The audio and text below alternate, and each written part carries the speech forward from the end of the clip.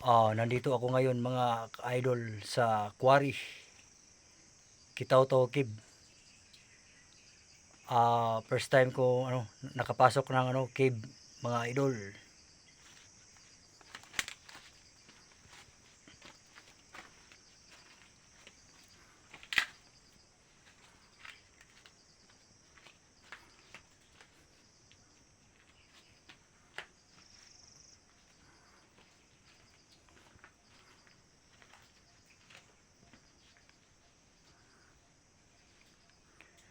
Di na tayo pwede makababa doon mga idol.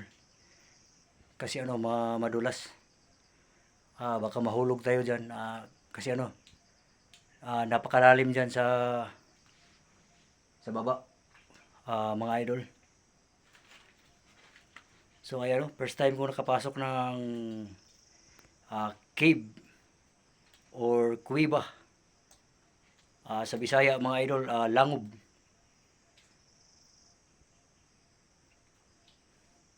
Ayan, ang ganda dito mga ka-idol.